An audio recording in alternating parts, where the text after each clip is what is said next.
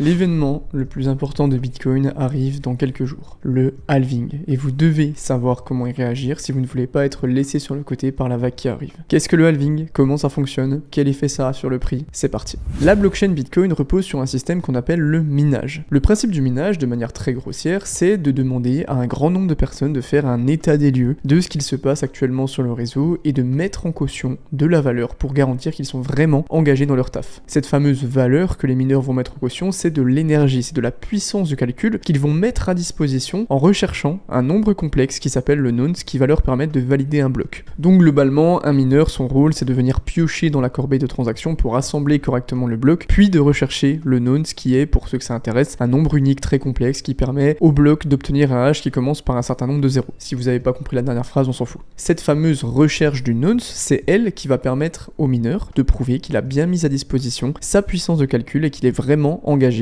dans ce qu'il fait. Et c'est pour ça qu'on l'a logiquement nommé la preuve de travail. Sauf que ces mecs, c'est pas l'abbé Pierre non plus. Ils vont pas consommer de l'électricité gratuitement parce qu'ils aiment bien Bitcoin. Ils font ça parce qu'ils ont un intérêt économique à le faire. À chaque bloc qui est miné, il y a un certain nombre de Bitcoins qui sont mis à disposition des mineurs qui ont travaillé pour sécuriser le réseau, qui vont pouvoir se les répartir équitablement. Voilà globalement comment fonctionne le réseau Bitcoin. Les maxis, ne venez pas me tomber dessus, c'est de la vulgarisation. Dans la création du protocole, Satoshi Nakamoto a introduit un mécanisme qui dit que tous les 210 000 blocs minés, donc tous les 4 ans, le nombre de bitcoins qui sont attribués en récompense à la création de chaque bloc aux mineurs diminue par 2. Quand Bitcoin a été créé en 2009, la récompense était de 50 bitcoins par bloc. Ensuite, on est passé à 25, puis 12,5 et actuellement elle est de 6,25 bitcoins pour passer dans quelques temps à 3,125. C'est ça le halving, c'est la transition entre l'ancienne récompense de blocs et la nouvelle. Du coup, on peut quand même se poser une question. Quel intérêt? Si on creuse pas trop, on pourrait quand même se dire que les mineurs ont de moins en moins envie de faire le même travail avec des récompenses qui sont plus faibles. Si jamais je vous disais que votre salaire diminuait de moitié tous les 4 ans,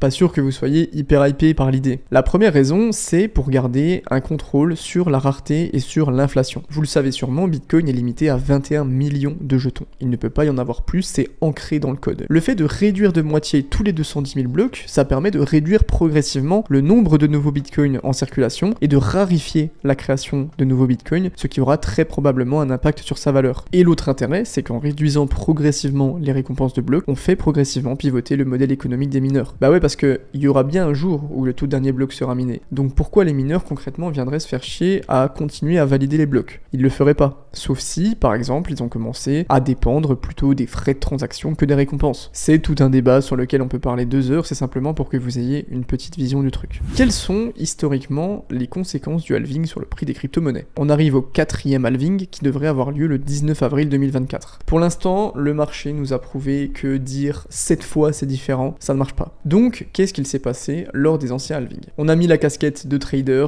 et on y va. C'est faux, je ne suis pas trader, je connais Fibonacci et la moyenne mobile. Les 3 derniers halvings ont eu lieu le 28 novembre 2012, le 9 juillet 2016 et le 11 mai 2020. En novembre 2012, il s'est pas passé grand chose pendant les 2 premiers mois, Bitcoin est passé de 10 à 13 $, ok, mais par contre il a totalement explosé pendant 3 mois à partir de janvier pour monter à 90 $ avant de corriger. En juillet 2016, on a des infos un peu plus intéressantes. Un mois avant, Bitcoin est passé de 400 à plus de 700 $ pour au final, pendant l'entièreté du mois de juillet, donc le mois du halving, traîner un petit peu dans le rouge avant de se prendre une grosse bougie à la fin du mois. Il a ensuite pris plus de 6 mois avant de retrouver le niveau du mois de juin, pour au final commencer le gros cycle haussier autour de mars 2017, donc 8 mois après le halving. En 2020, situation un peu exceptionnelle, crash Covid au mois de mars, mais Bitcoin qui recover très très vite en moins d'un mois et qui prend beaucoup de puissance pendant le mois de mai à l'approche du halving. Le week-end du 9, 10, 11 mai était globalement rouge, mais après une petite accumulation de 3 mois, Bitcoin commence sa phase haussière. Donc concrètement,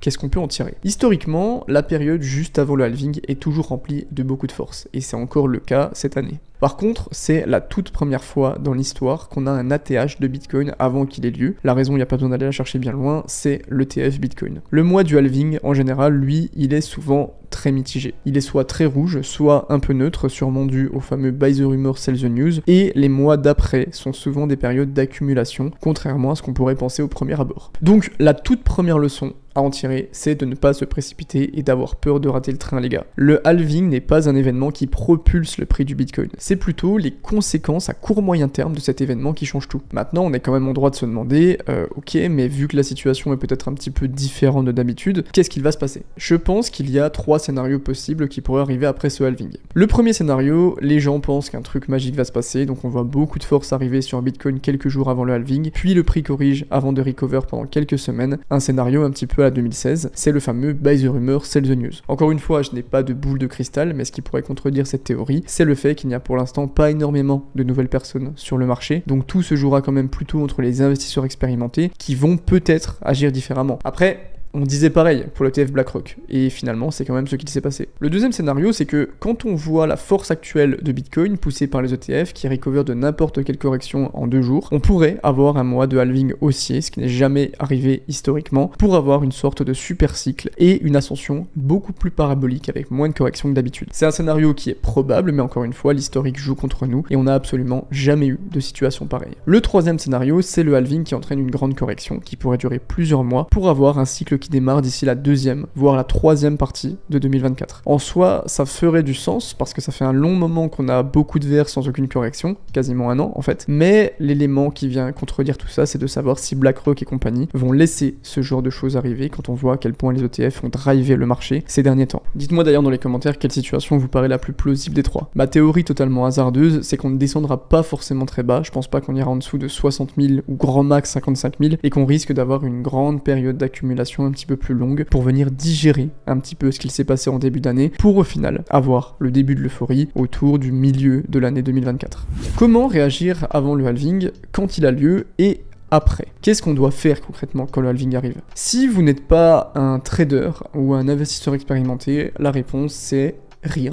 Le halving, c'est juste une période de volatilité et de spéculation qui dure plusieurs mois. Si vous n'avez pas d'edge, pas d'avantage par rapport à vos connaissances, vous n'êtes absolument pas obligé de faire quoi que ce soit de différent d'habitude. Continuez votre DCA et si vous voulez, vous pouvez garder un petit peu de liquidité pour jouer une potentielle correction post-halving. Ce qu'il faut plutôt réfléchir, c'est les actions qu'il faut vraiment pas faire à l'approche de ce halving. N'essayez pas de faire de gros moves le jour du halving, de faire du scalping, de short, de long. Gardez les choses simples, c'est la meilleure façon d'optimiser vos profits. Ne basez pas non plus toute votre stratégie sur l'une des 3 théories que j'ai évoquées ou sur la vôtre. Parce qu'en fait, si vous avez tort, vous allez vous retrouver un petit peu piégé par la stratégie que vous allez amener. Faites aussi très attention à ne pas FOMO après le halving. Pour l'instant, je pense qu'on est beaucoup à avoir cette barrière psychologique de se dire bon, ok, ça monte, mais on s'en fout vu qu'il n'y a pas encore eu le halving. Là, quand ça sera passé, vous allez subir beaucoup de bruits extérieurs qui vont vous dire que ça y est, maintenant que le halving est lancé, vous devez surtout pas rater la prochaine bougie verte parce que, imaginez, si on monte à 150 000 après, vous allez pas pouvoir rattraper le train, vous allez être laissé de côté, il y aura jamais de nouvelle correction. C'est faux.